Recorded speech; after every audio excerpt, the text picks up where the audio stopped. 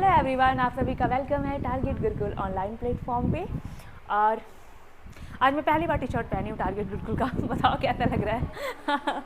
And सबसे अच्छी बात बेटा कि बहुत खुशी की बात है कि जो हमारा जो टारगेट गुरुकुल का जो यूट्यूब चैनल है वो 100 के सब्सक्राइबर्स के काफ़ी करीब पहुँचने वाला है, क्योंकि 90 प्लस के मतलब 90 के प्लस जो है सब्सक्राइबर हो चुके हैं। हमें लगता है बहुत जल्दी ही जो है 100 के सब्सक्राइबर हो जाएगा, और ये सब बेटा सब कुछ आपकी वजह से ही पॉसिबल हो पाया है।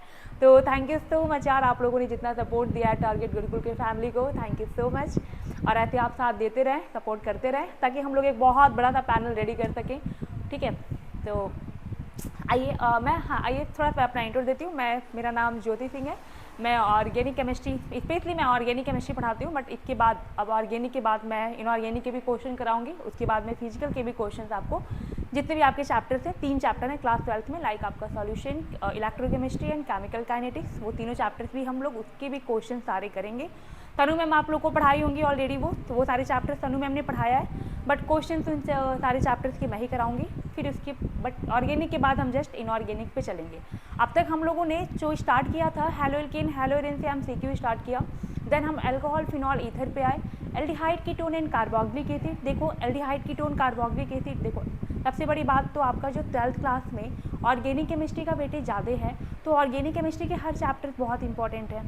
ठीक है, क्योंकि वेटेज ज़्यादा है तो उनके जो चैप्टर्स हैं बेटा, वो जो भी आपके चैप्टर्स हैं उसको आप पढ़ते रहो। ठीक है, 5 चैप्टर ये बहुत टफ नहीं है, तो उसमें से भी आप, अगर मैं आपको इन 5 चैप्टर्स में भी से भी कहूँ तो आप aldehyde ketone and carboxylic acid जरूर जरूर जरूर पढ़ लेना। ठीक है, मतलब पढ़ना तो सारा है, बट उस पर थोड़ा सा ज़्यादा, क्योंकि बेटा उसमें आप जाओगे ना तो बहुत सारे ऐसे रिएक्शन है, लाइक कैनिजारो रिएक्शन से क्वेश्चन बन जाते हैं, एल्डोल कंडेंसेशन से बन जाता है, सिर्फ बेस से बन जाता है। फिर आपसे पूछ लेता है कि किस टाइप की जो कैनिजारो है, किस टाइप के एल्डिहाइड या कीटोन आपके कैनिजारो रिएक्शन देते हैं, किस तरह का एल्डोल कंडेंसेशन कैसा देता है, और ये मैंने सब कुछ आपको क्वेश्चन में कराया है। ठीक है, तो आप ज़रूर से करें उसको। ठीक, और जैसे मान लो कि मैं यहाँ पे जितना MCQ करा रही हूँ, अगर देखिए बेटा, अगर आप YouTube पे इस वीडियो को देख रहे हैं तो आप ऐप में जाएं, और भी जितने आपकी PPT पड़ी हुई है वहाँ पे उसको जो है सॉल्व करिए खुद से।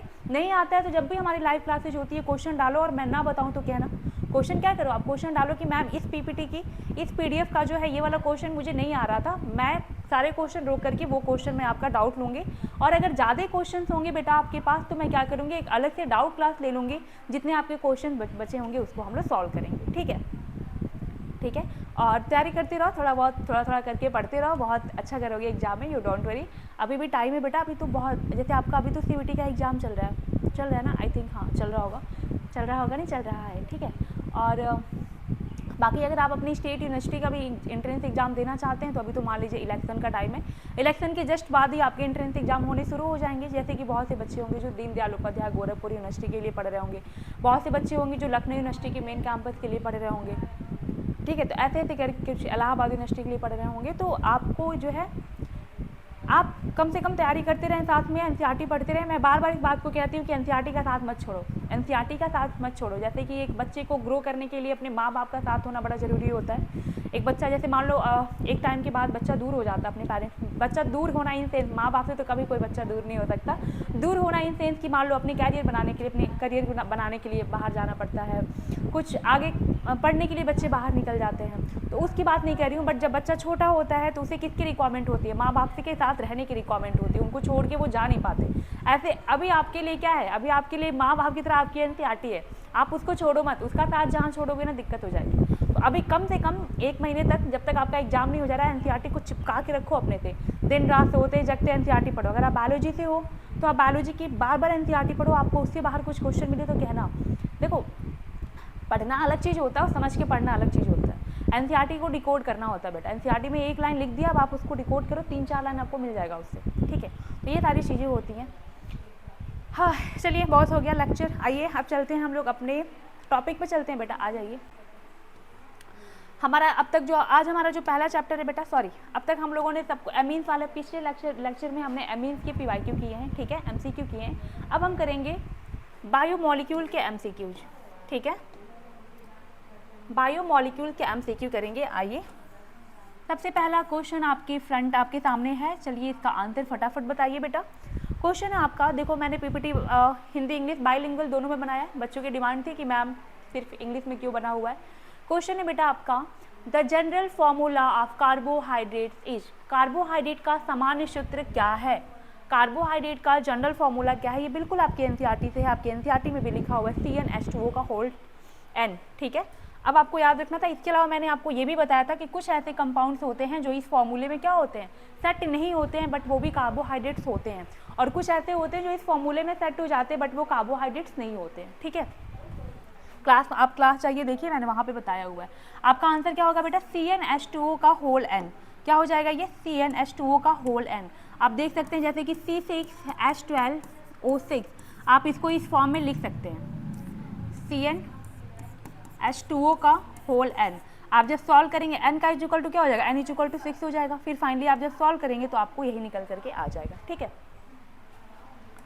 अगला आइए बेटा, क्वेश्चन है आपका, विच of the following compound is found abundantly in the nature, कह रहा है कि इन चारों में से कौन सा ऐसा कंपाउंड है जो नेचर में सबसे ज़्यादा पाया जाता है। जरा क्वेश्चन को ध्यान से पढ़िए, क्वेश्चन को ध्यान से पढ़िए, क्या लिखा हुआ है, विच ऑफ द फॉलोइंग कंपाउंड,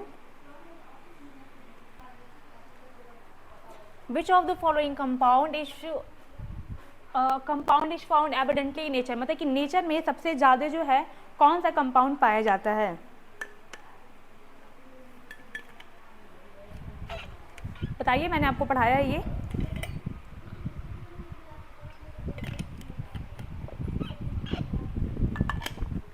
हाँ।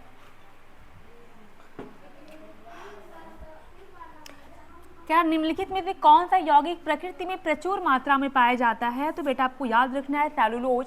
सेलुलोज जो होता है मेनली प्लांट सेल में पाए जाते हैं। कहाँ पाए जाते हैं बेटा, मेनली जो होते हैं आपके ये प्लांट सेल में पाए जाते हैं, और ये प्लांट सेल के मेन कॉन्स्टिट्यूएंट्स होते हैं, ठीक है। तो आपको ये बात याद रखनी है।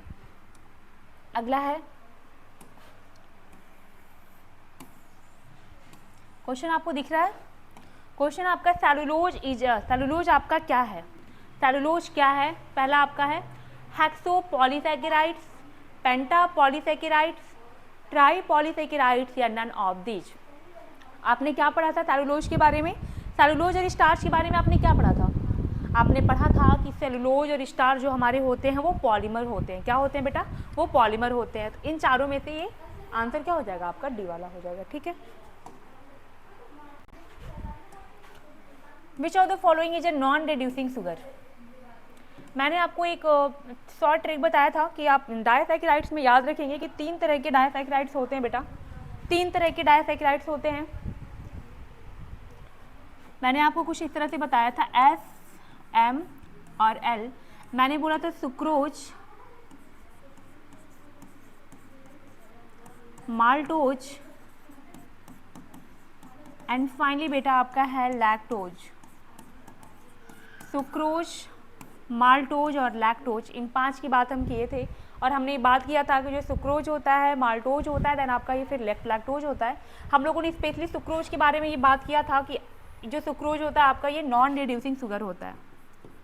क्या होता है ये, नॉन रिड्यूसिंग शुगर होता है। रीजन था कि इसके पास फ्री एल्डिहाइड ग्रुप नहीं होते इसके साइक्लिक स्ट्रक्चर में। फिर हमने बात किया था माल्टोज और लैक्टोज के बारे में, बात किया था कि जो माल्टोज और लैक्टोज होता है बेटा वो क्या होता है, जो माल्टोज और लैक्टोज होता है ये आपका रिड्यूसिंग शुगर होता है, क्योंकि इसके पास फ्री एल्डिहाइड ग्रुप पाए जाते हैं। इसके अलावा मैंने आपको 2 से 3 बातें और बताई थी, यहीं पे इस बातों को नोट कर लो, यहाँ पे इन बातों को यहीं पे नोट कर लो कि जो आपका सुक्रोज होता है बेटा, देखो मैं यहाँ पे एक चीज़ लिखना चाहूँगी कि जो आपका सुक्रोज होता है, ये तो आपको आंसर समझ में आ गया।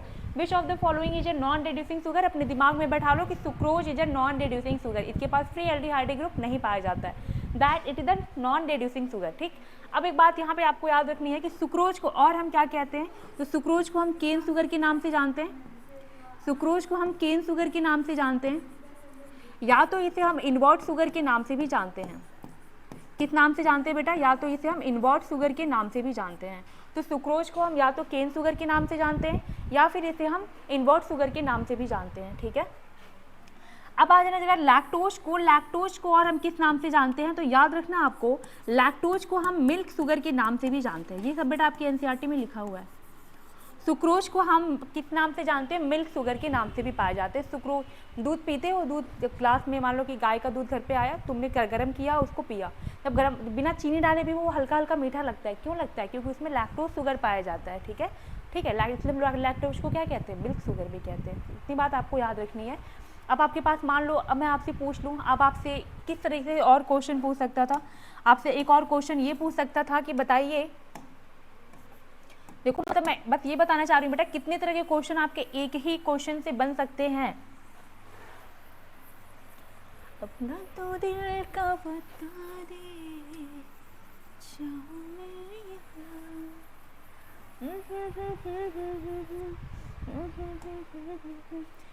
विच of the following is a non reducing sugar. कह रहा है बेटा कौन सा नॉन रिड्यूसिंग शुगर है। ये तो आपने आंसर कर लिया। अब मान लो आपसे यही एग्जाम में ये पूछ लेता कौन सा आपका डायसैकेराइड्स नहीं है, कौन सा आपका disaccharide, which of the following is not a डायसैकेराइड।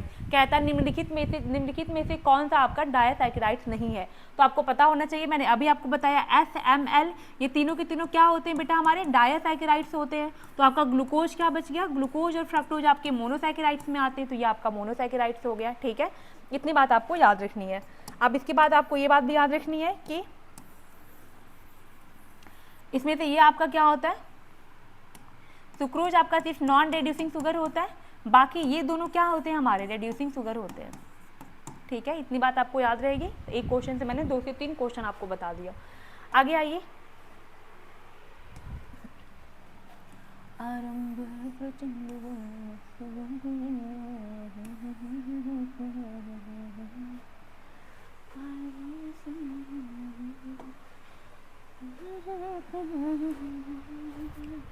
Which of the following is an example of an aldopentose. आपको बताना है कौन सा एक इनमें से है जो एल्डोपेंटोज का एग्जाम्पल है। निम्नलिखित में से कौन सा एल्डोपेंटोज का उदाहरण है?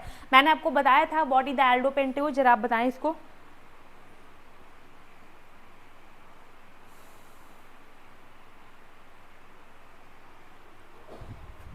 विच of the following is an example of an aldopentose. कौन सा जो है आपका इनमें से एल्डोपेंटोज का एग्जाम्पल है? एल्डोपेंटोज का क्या मतलब हुआ?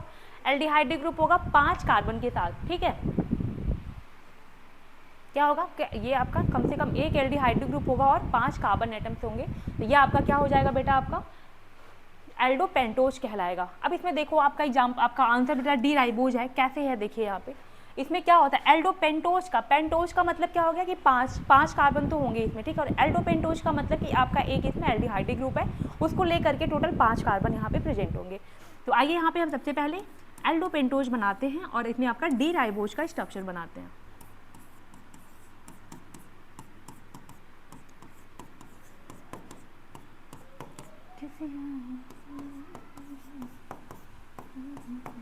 एक दो तीन चार,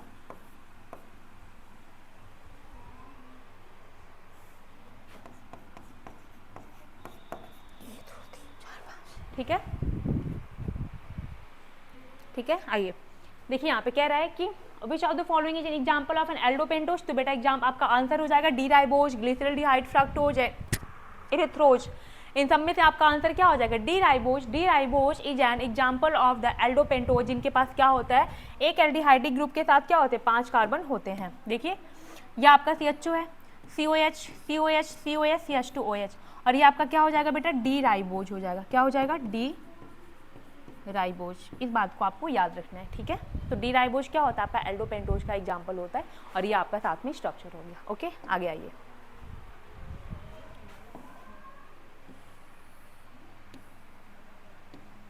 हाँ, बहुत गर्मी है यार, बहुत गंदी वाली। आज तो थोड़ी बहुत बारिश भी हुई है।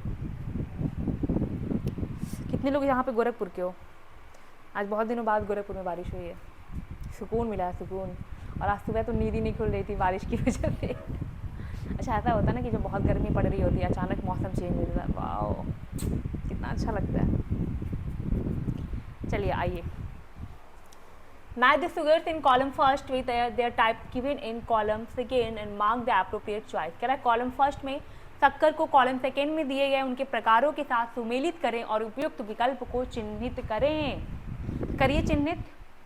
कॉलम फर्स्ट में शक्कर को कॉलम सेकंड में दिए गए उनके प्रकारों के साथ सुमेलित करें और उपयुक्त विकल्प को चिन्हित करें। तो बताना है आपको कि ग्लूकोज क्या होता है, एल्डोहेक्सोज होता है कि कीटोहेक्सोज होता है, क्या होता है।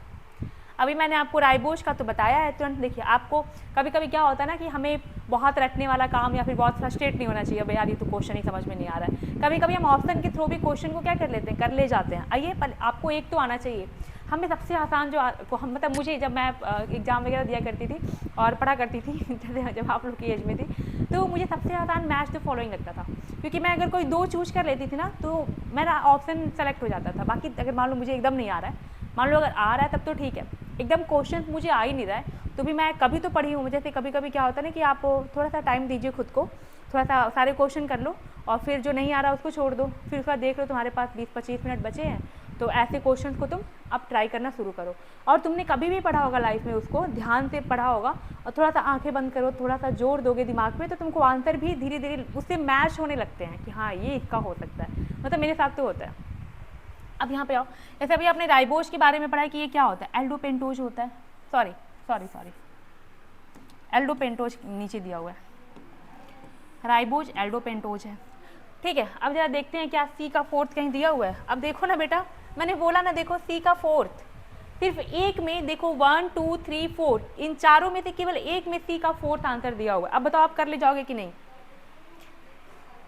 देखो यहाँ पे कुछ और तुमको करने की जरूरत थी, इसको तुमने सिर्फ राइबोज को, अभी जस्ट इसके पहले वाले क्वेश्चन में हमने क्या पढ़ा है, राइबोज के बारे में तो पढ़ा है। अभी हम लोगों ने देखा है कि राइबोज हमारा क्या होता है बेटा, एल्डोपेंटोज का एग्जांपल होता है। अब तुमने अगर इस बात को याद रखा है तो तुमको इतना बड़ा कुछ पढ़ने की रिक्वायरमेंट नहीं है। तुमको इन चारों में से क्या आता है उसको चूज कर लो। तुमने पढ़ा कि तुम्हें राइबोज के बारे में अभी जस्ट पहले ही पढ़ा था, तुमने देखा कि राइबोज तुम्हारा एल्डोपेंटोज है, तुमने चारों में से सेलेक्ट, चारों ऑप्शन में देखा क्या सी में किसी में फोर्थ से मैच है। आपने देखा कि जो फोर्थ वाला है, जो डी वाला ऑप्शन है हमारा, उसी में सिर्फ क्या है, सी वाला फोर्थ से मैच है। तो बाकी तो आपको सोचना ही नहीं है, बाकी हम बात करेंगे अभी। बट आपको अगर एग्जाम में अगर आपको टिक करना है तो बाकी तीनों ऑप्शन, तीन जो आपके दिए हैं उसको देखना ही नहीं है, आपको डी पे क्या करना है, सेलेक्ट करना और आगे बढ़ जाना है। ठीक है, तो कभी घबराना नहीं यार कि ये क्वेश्चन ही नहीं आ रहा, जो आ रहा है पहले उसके बारे में तो सोचो।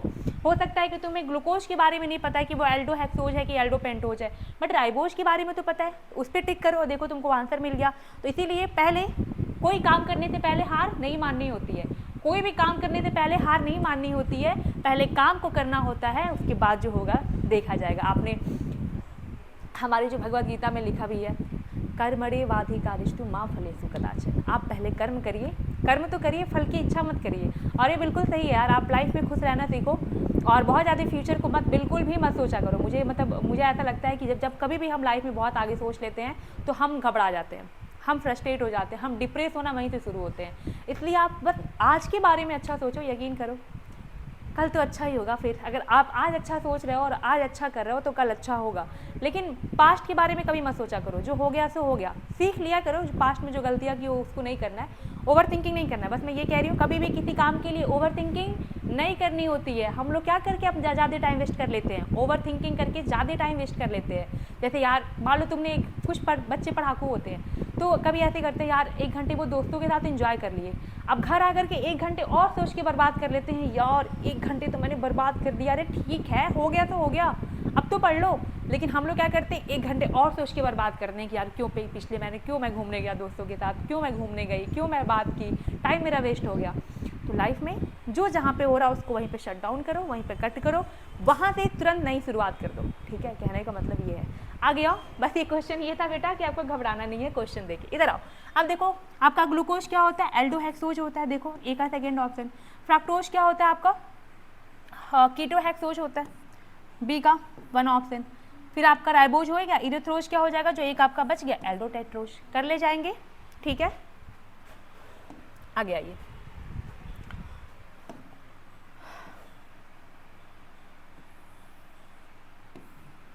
कह रहा है कि विच ऑफ द, क्वेश्चन आपका, विच of the following treatment will convert. देखो क्वेश्चन दिख रहा है, विच of the following treatment will convert which directly in glucose. थोड़ा वहां से कट रहा है ना, हाँ, विच डायरेक्टली इनटू ग्लूकोज। ठीक है, विच of the following treatment will convert starch directly into the glucose, कह रहा है कि डायरेक्टली क्या होता है, वो ग्लूकोज में कन्वर्ट होता है। तो बेटा ये तो बिल्कुल एनसीईआरटी की लाइन है। जैसे क्या करते हैं हम, तो कह रहा है कि जब हम क्या करते हैं, इसको हीट करते हैं स्टार्च को इसके साथ, तो क्या होता है, डायरेक्टली हमारा ग्लूकोज में कन्वर्ट हो जाता है। ये तो बिल्कुल आपकी एनसीईआरटी की लाइन था। आगे आओ, इसको सॉल्व करो। आप आए तो आया मुझे यार, गली में आज चांद निकला। आइए क्वेश्चन आपका, ग्लूकोज का रिएक्शन सबसे पहले HCN के साथ करेंगे, देन उसकी हाइड्रोलिसिस करेंगे, देन उसको HI और HI के साथ क्या कर देंगे, मतलब HI के साथ रिएक्शन करेंगे, हीट कर देंगे। ठीक है, आप ट्राई करेंगे कि मैं करूं? आप ट्राई करेंगे क्या? सुनो, वीडियो को पॉज करना, लाइव लेक्चर तो है नहीं, लाइव वीडियो होता तो मैं रुकती यहाँ पे, फिर कहती आप करो, देन मैं आपको बताऊंगी। वीडियो को पॉज करना, खुद से ट्राई करना, तब यहाँ पर क्या करना, वीडियो को अनपॉज करके देखना। ठीक है, आ जाओ। तेरा ये मेरा फितूर जिस रंग कहे रंग जाऊं मैं। ग्लूकोज का HCN के साथ रिएक्शन, सबसे पहले तो आप ग्लूकोज का स्ट्रक्चर बनाओ। और आपको पता है कि ग्लूकोज में पूरा स्ट्रक्चर नहीं बना रही हूँ, यहाँ देखो ग्लूकोज में क्या होता है बेटा, CHOH का टेट्रा CH2OH, ये शॉर्टकट है इसका। अब मैं आपसे ये कहती हूँ, जरा देखना, मैं अगला पेज ले लूँ क्या, अगले पेज पे करूँ क्वेश्चन, यहाँ पे दिक्कत हो जाएगी। इधर आओ, क्वेश्चन तो आप देख लो, यहाँ पे क्वेश्चन आपसे यही कह रहा है, क्वेश्चन आपका यही है। ठीक है, इतना आपको दिखा। अब आओ, सबसे पहले आपको क्या करना है, ग्लूकोज का स्ट्रक्चर बनाना है आपको।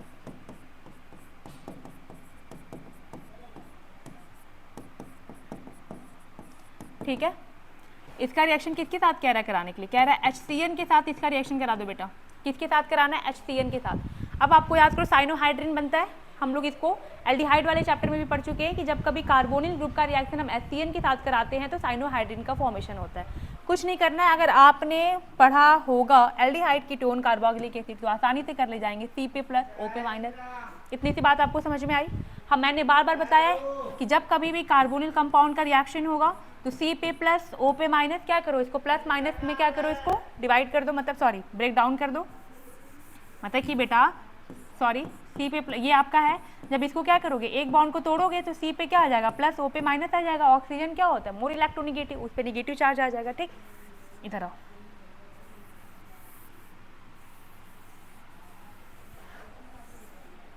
चलो अब आप देखो, इसको C पे प्लस OP-, यहाँ पे H पे प्लस CN पे माइनस, इतना समझ में आया। ठीक है, H पे प्लस CN पे माइनस, इसको ब्रेक करो, उसको कार्बन पे प्लस OP- दे दो। ठीक है, ये सब तो मैंने आपको पढ़ाया है, जब मैंने आपको पूरा कार्बोनिल कंपाउंड पढ़ा रही थी तो मैंने आपको बताया इसको कैसे ब्रेक डाउन करते हैं और किस तरीके से क्वेश्चन सॉल्व करते हैं। अब आगे आ जाओ। अब यहाँ पे क्या करेंगे, जब प्लस माइनस में आपने ब्रेक डाउन कर दिया तो आपको पता है कि अपोजिट चार्ज क्या होते हैं, आपस में अट्रैक्ट होते हैं। जैसे कि अपोजिट जेंडर क्या होते हैं, आपस में अट्रैक्ट होते हैं, ऐसे क्या होते हैं, अपोजिट चार्ज भी आपस में क्या होते हैं, एक दूसरे से अट्रैक्ट हो जाते हैं। तो कुछ नहीं करना है बेटा, अब प्लस वाले को माइनस दे दो, माइनस वाले को प्लस दे दो, आपका आंसर आ जाएगा। ठीक है, क्या करना है जरा देखना, C पे प्लस O पे माइनस है तो प्लस वाले को माइनस दे दो, मतलब कि बेटा ये आपका जो कार्बन पे प्लस है इसको माइनस की रिक्वायरमेंट है, यहाँ पे ला करके क्या करो, माइनस को लगा दो। कार्बन प्लस था, इसको CN दे दो। अब देखो O पे माइनस था, इसको क्या ला के दे दोगे, H दे दोगे ला करके, ये आपका O हो गया OH। समझ में आया? पहले उसको प्लस और माइनस में ब्रेक डाउन करो, फिर प्लस वाले को माइनस, माइनस वाले को प्लस दे दो। ठीक है,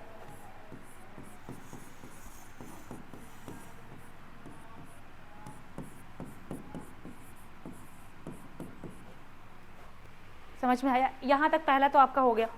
क्या था ये क्वेश्चन आपका, ये था क्वेश्चन, ये था बेटा आपका कि जब आपका ग्लूकोज HCN से रिएक्ट कर रहा है तो आपका X क्या बन गया, आपका X बन गया बेटा साइनोहाइड्रिन, ये आपका X बना हुआ है। ठीक है,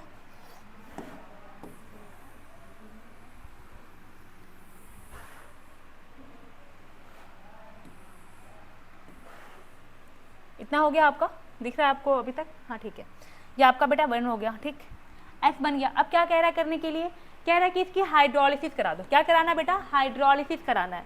क्या कराना है, इसकी हाइड्रोलिसिस। कल ही मैंने अभी आपको एक चीज़ बताया, अभी देखो पहले स्टेप में क्या करना था, पहले स्टेप में एक एक स्टेप करके चलो, आराम आराम से चलो, कोई जल्दबाजी नहीं है। पूरे क्वेश्चन नहीं होंगे आज, कल क्वेश्चन किया जाएगा, लेकिन आपको एक क्वेश्चन ही कम से कम अच्छे से समझ में आना चाहिए, ठीक है। देखो ग्लूकोज का रिएक्शन बेटा HCN के साथ कराया, ये तो आपके लिए आसान था, क्योंकि आपके लिए क्यों आसान था ये, क्योंकि हम लोग इसको कार्बोनिल कंपाउंड में भी पढ़ चुके हैं, ठीक है। और आपको सबसे पहली बात तो ये पता होना चाहिए कि ग्लूकोज में एल्डिहाइड ग्रुप पाया जाता है, वहाँ पे क्या होगा C पे प्लस O पे माइनस, ये ब्रेक डाउन होगा, HCN के साथ रिएक्शन कराया, ये आपका एक्साइनोहाइड्रिन बन गया, ठीक है। अब अगला चलो, अगला क्या कह रहा है बेटा, अगला कह रहा है कि इसकी हम लोग हाइड्रोलिसिस करा देंगे। क्या कह रहा है, कह रहा है कि इसकी आप हाइड्रोलिसिस करा दीजिए। हाइड्रोलिसिस कराने के लिए अब आपको यहाँ पे एक बात अच्छे से याद रखनी है। अभी मैंने आपको कल ही बताया है, एक बात बताओ, इस कंपाउंड में आपको क्या दिख रहा है, ये आपको साइनाइड दिख रहा है, CN ग्रुप दिख रहा है। मैंने अभी आपको कल ही बताया है कि जब कभी भी कहीं साइनाइड का रिडक्शन होता है, कभी भी साइनाइड का रिडक्शन होता है तो बेटा ये किस में कन्वर्ट हो जाता है, 1 डिग्री के एमीन में, 1 डिग्री के एमीन में। ऐसे ही आपको याद रखना है कि जब कभी हम साइनाइड की हाइड्रोलिसिस करते हैं, कंप्लीट हाइड्रोलिसिस, तो ये हमारा एसिड में कन्वर्ट हो जाता है। किस में कन्वर्ट होता है, एसिड में कन्वर्ट होता है। इस बात को याद रख लो कि जब कभी साइनाइड का रिडक्शन हो रहा है, क्या हो रहा है बेटा, यहाँ पे मैं बता दूँ, यहाँ पे रिडक्शन हो रहा है तो यहाँ पे रिडक्शन हो रहा है और यहाँ पे ऑक्सीडेशन हो रहा है। इस बात को आप नोट डाउन कर लो, ये आपको शॉर्टकट आंसर देने में बहुत ज़्यादा हेल्प करेगा कि अगर साइनाइड का हम रिडक्शन कर रहे हैं तो ये 1 डिग्री एमीन में कन्वर्ट होगा, और अगर हम साइनाइड की हाइड्रोलिसिस कराते हैं तो वो डायरेक्ट एसिड में कन्वर्ट हो जाता है, ठीक है। समझ में आया ये बात, आप इसको नोट डाउन करो कि अगर हम साइनाइड की रिडक्शन कराते हैं तो ये 1 डिग्री एमीन में कन्वर्ट होता है। मैंने अभी आपको कल के एमीन वाले चैप्टर में इसका क्वेश्चन कराया है। और अगर हम क्या करते हैं, साइनाइड का ऑक्सीडेशन करते हैं तो ये डायरेक्टली एसिड में कन्वर्ट हो जाता है, ठीक। इतनी बात समझ में आई, तो आइए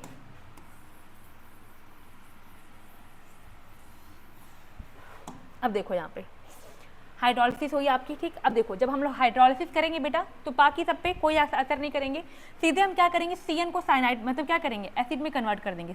जो हमारा साइनाइड है उसको क्या करेंगे, हम एसिड में कन्वर्ट कर देंगे।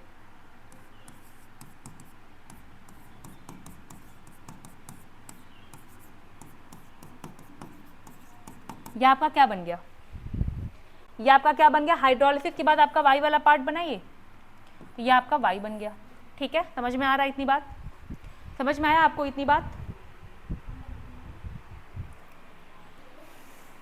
आ गया ये।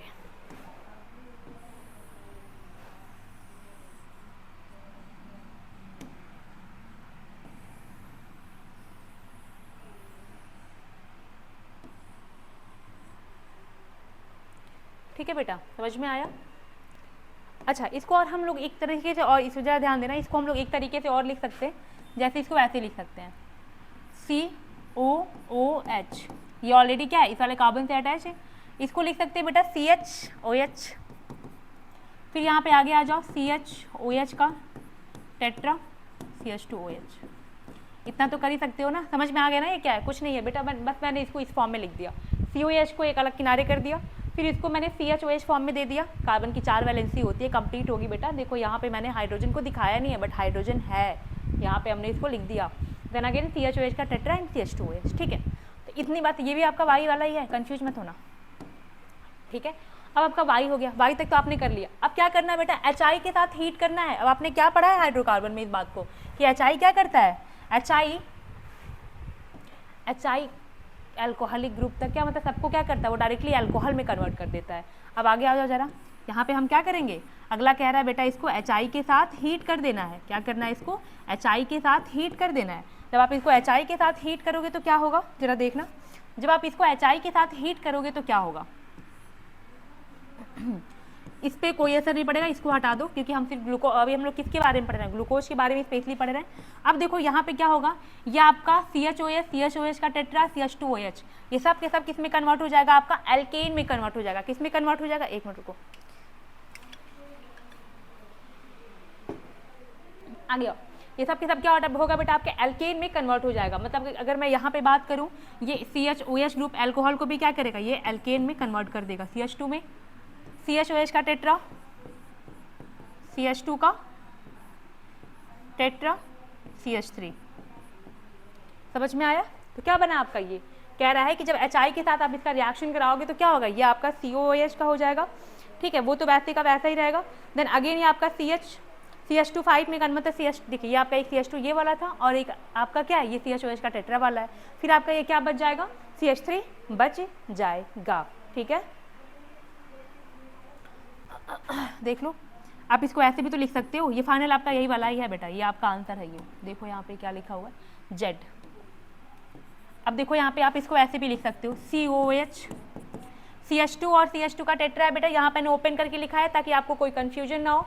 मैंने क्या किया इस CHOH को क्या कर दिया एक CH2 में कन्वर्ट कर दिया, CHOH का टेट्रा ये भी CH2 का टेट्रा में कन्वर्ट कर दिया। अब बहुत लोग को समझ में नहीं आ रहा होगा ये कन्वर्ट कैसे हो रहा है। यार आपको मैंने पढ़ाया है हाइड्रोकार्बन वाले चैप्टर में कि आपका जो HI होता है वो क्या करता है, आप जब उसके साथ इसका रिडक्शन कराते हो तो सबको वो रेड्यूस कर करके किस में लेते जाता है, डायरेक्टली वो एल्केन में लेते जाता है। HI कोई भी आप वहाँ पे ग्रुप लगा देंगे उसको रेड्यूस करके कहाँ लेते जाएगा, एल्केन तक लेते जाता है।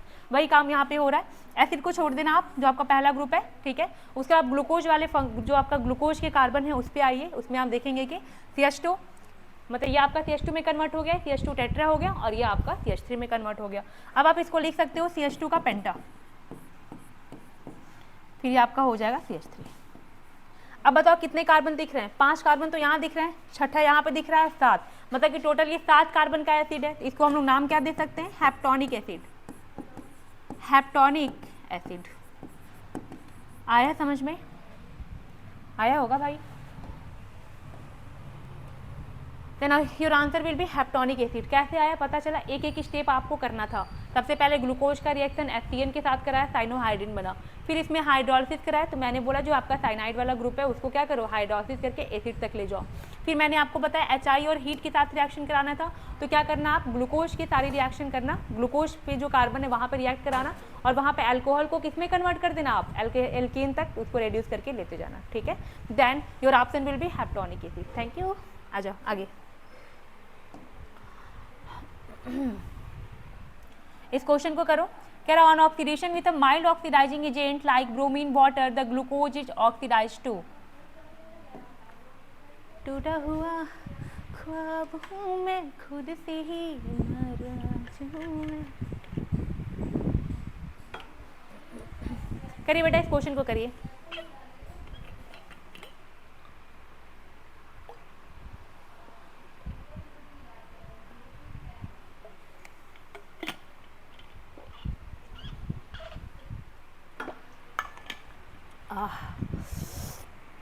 गर्मी में ठंडा पानी मिल जाए, अमृत मिलता है, अमृत। बेटा on oxidation with a mild oxidising agent like bromine water the glucose is oxidised to. बताओ, ये तो बिल्कुल एनसीईआरटी है, इसको तो आप एनसीईआरटी से बाहर नेग्लेक्ट ही नहीं कर सकते हो। जैसे इसके पहले वाला जो चैप्टर था वहाँ पे तो थोड़ा बहुत आपका एल्डिहाइड कीटोन वाले चैप्टर से जोड़ के करा दिया था।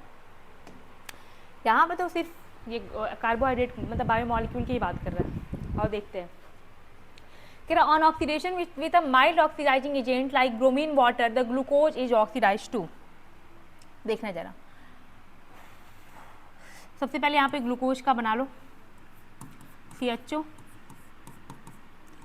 CHOH का टेट्रा, CH2OH, ये हो गया आपका ग्लूकोज। अब कह रहा है कि जब इसका ब्रोमीन वाटर जैसे हल्के ऑक्सीकारक के साथ ऑक्सीकरण पर ग्लूकोज की ऑक्सीकरण किया जाता है तो क्या बनता है। मतलब कह रहा है बेटा कि अगर हम इसका रिएक्शन ब्रोमीन वाटर के साथ करा दें, किसके साथ करा दें, अरे यार ये क्या, ओह सॉरी,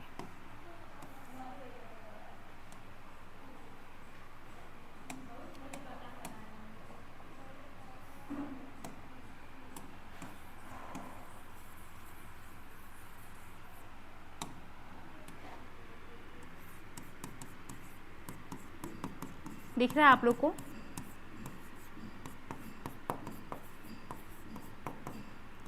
ठीक है, ये आपको समझ में आया। कह रहा है कि ग्लूकोज का अगर रिएक्शन हम ब्रोमीन वाटर के साथ कराएंगे तो क्या बनेगा। मैंने आपको क्या बताया था, बताइए। हमने पढ़ा था कि जब कभी भी ब्रोमीन वाटर का रिएक्शन, जब कभी ग्लूकोज का रिएक्शन ब्रोमीन वाटर के साथ कराते हैं तो क्या बनता है बेटा, ग्लूकोनिक एसिड बनता है। क्या बनता है, ग्लूकोनिक एसिड बनता है। तो यहाँ पे आप लिख दीजिए ब्रोमीन वाटर, ब्रोमीन वाटर, ठीक है। जब कभी भी हम ग्लूकोज का रिएक्शन ब्रोमीन वाटर के साथ कराते हैं तो आपका क्या बनता है, ग्लूकोनिक एसिड बनता है। मतलब कि अब आपका ये किस में कन्वर्ट हो जाएगा, जो आपका एल्डिहाइड है, देखो एक्चुअली ऑक्सीडेशन कहाँ पे होता है, इसी वाले ग्रुप पे होता है, सिर्फ एल्डिहाइड वाले ग्रुप पे होता है, CH2,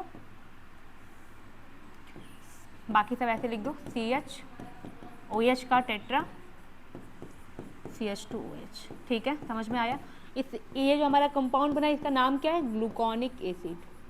क्या नाम है बेटा, ग्लूकोनिक एसिड, ठीक है, कर ले जाएंगे ये चीज़।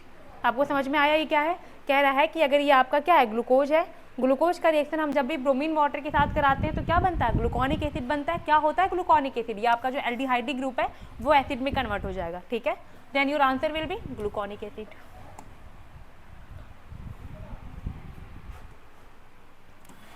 कह रहा है during acetylation of the glucose it needs x mole of acetic anhydride, the value of x would be, ये मैंने आपको पहले भी बताया। अच्छा बताओ एक बार कि अल्कोहल में कितने प्राइमरी अल्कोहल होते हैं और कितने, सॉरी एल्डिहाइड में कितने प्राइमरी अल्कोहल होते हैं, कितने सेकेंडरी अल्कोहल होते हैं। मैं यहाँ पे पूरा रिएक्शन नहीं लिखूंगी, बहुत टाइम लगेगा, लेकिन आप थोड़ा सा मुझे बताओ एक बार। कह रहा है कि during acetylation of the glucose, अगर देखो आप एनसीईआरटी खोलना और उसके रिएक्शन पे जाना, वहाँ देखोगे कि ग्लूकोज का जो रिएक्शन है एसिटिक एनहाइड्राइड के साथ हुआ है, ठीक है।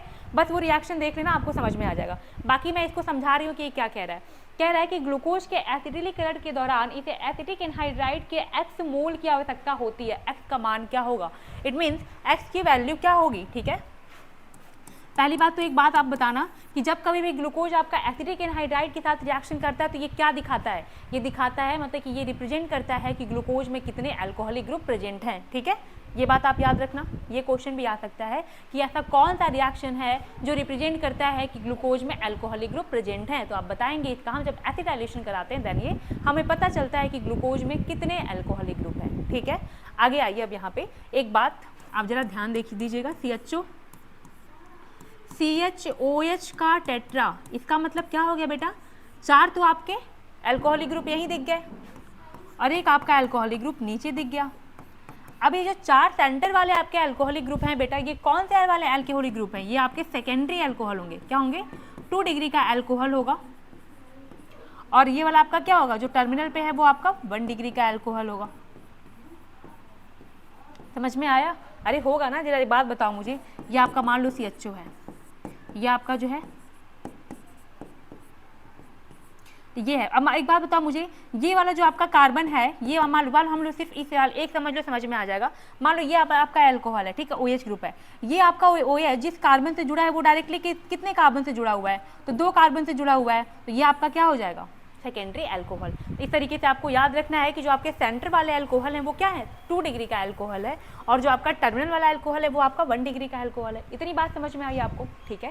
ग्लूकोज का स्ट्रक्चर बनाना, देखोगे कि उसमें 5 अल्कोहलिक ग्रुप हैं, 4 आपके कहते हैं सेकेंडरी, मतलब सेकेंडरी अल्कोहल है, और आपका एक जो अल्कोहल है वो प्राइमरी अल्कोहल है, ठीक है। अब बेटा इस बात को याद रखना है कि हम जब भी एसिटाइलेशन कराते हैं, मतलब एसिटिक एनहाइड्राइड के साथ रिएक्शन कराते हैं, तो हमारा जो रिएक्शन होता है वो इसी पे होता है, OH ग्रुप के साथ ही होता है, ठीक है। तो कह रहा है कि एसिटाइलेशन जब कराएंगे ग्लूकोज का तो कितने मोल एसिटिक एनहाइड्राइड की रिक्वायरमेंट होगी, तो जितने मोल OH ग्रुप, जितने मोल हमारा अल्कोहलिक ग्रुप प्रेजेंट होगा उतने क्या होंगे, एसिटिक एनहाइड्राइड की नीड होगी। Then your answer will be 5। क्यों 5, क्योंकि 5 एसिटिक एनहाइड्राइड की इसलिए नीड पड़ेगी क्योंकि हमारे ग्लूकोज में 5 अल्कोहल ग्रुप प्रेजेंट है। आगे आ जाइए,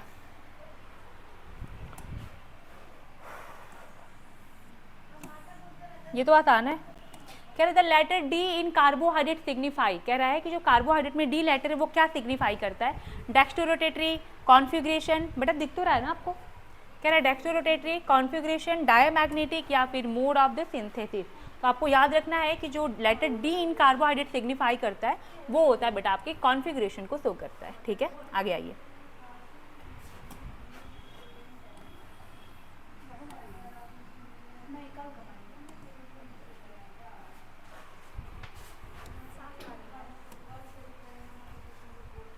दिख रहा है आपको,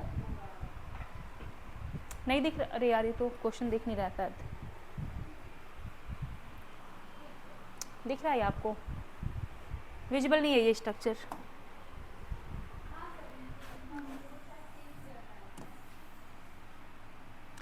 आइए अब इसको देखते हैं एक बार, इस क्वेश्चन को देखिए। कह रहा है pick up the incorrect statement from the following, आपको क्या करना है, जो गलत वाला स्टेटमेंट है उसको क्या करना है, पिकअप करना है, ठीक है। कह रहा है pick up the incorrect statement from the following, निम्नलिखित में से गलत कथन को चुनिए, ठीक। आइए, पहला बेटा आपका ऑप्शन है, देखो आपको क्या चूज करना है, कह रहा है इनकरेक्ट, क्या चूज करना है आपको, इनकरेक्ट चूज करना है, मतलब आपको गलत कथन बताना है। Glucose exist in 2 different crystalline form, पहला आपका ऑप्शन है कि ग्लूकोज 2 डिफरेंट क्रिस्टलाइन फॉर्म में एग्जिस्ट करता है। पहला बेटा आपका अल्फा डी ग्लूकोज एंड दूसरा आपका बीटा डी ग्लूकोज। ये तो बिल्कुल सही कह रहा, सही कह रहा ना, ऐसा ही होता ना बेटा, ये आपका सही है। Cyclic structure of alpha D glucose and beta D glucose is called pyranose structure, बिल्कुल सही कह रहा है। ये मैंने आपको बताया था कि आपका जो ग्लूकोज होता है वो पायरेनोज की तरह दिखता है और जो आपका कीटोज होता है वो फ्यूरॉन की तरह दिखता है, मतलब उसका स्ट्रक्चर कैसा होता है, फ्यूरॉन की तरह होता है। ये भी आपका सही है।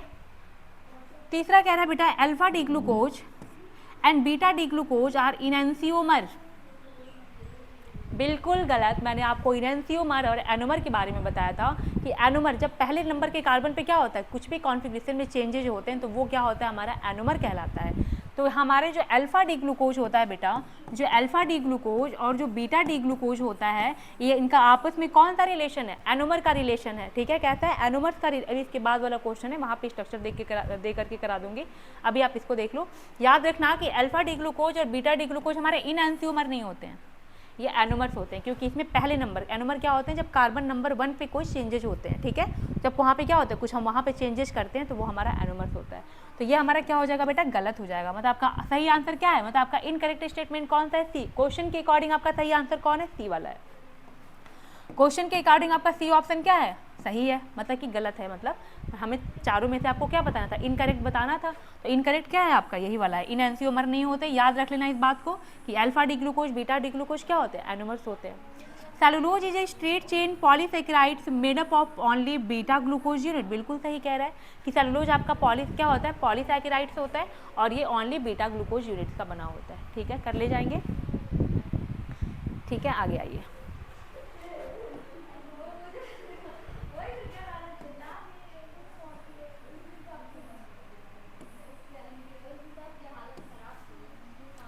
क्वेश्चन दिख रहा है, जरा देखिए।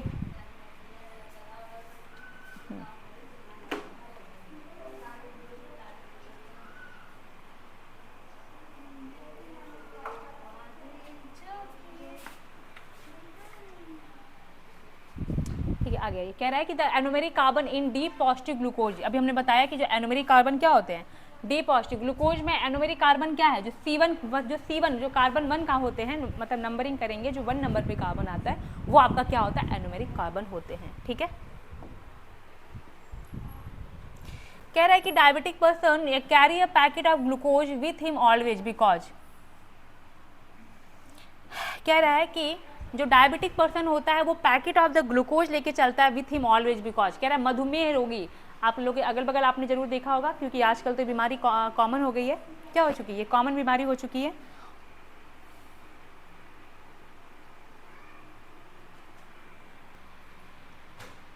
हाँ आइए, क्या diabetic person carry a packet of glucose with him always because, बताओ ऐसा क्यों होता है।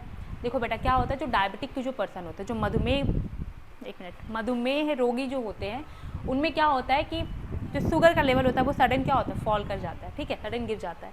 तो वो उनको इंस्टेंटली क्या होता है, तुरंत उन्हें ग्लूकोज लेवल को बढ़ाना होता है, इसलिए क्या करते हैं, glucose increase the blood sugar level almost int, कह रहा है कि ग्लूकोज क्या करता है, ब्लड शुगर लेवल, जो चीनी आपका होता है वो क्या करता है, ब्लड शुगर लेवल को तुरंत क्या करता है, इंस्टेंटली बढ़ा देता है, ठीक है, ये आपका रीजन होता है। क्वेश्चन है कि diabetic person packet of glucose क्यों लेके चलता है। सबसे पहली बात ये याद रखनी है कि जो डायबिटिक पर्सन होता है उनका ग्लूकोज का लेवल शट डाउन, अचानक क्या होता है, गिर जाता है, तो उसको बढ़ाने के लिए क्या करते हैं, वो पैकेट रखे रहते हैं चीनी का, फाड़ो घोलो पी जाओ, या फाड़ो घोलो खा जाओ, ठीक, सारी फाड़ो और खा जाओ, कुछ भी दोनों में से आप कर सकते हैं।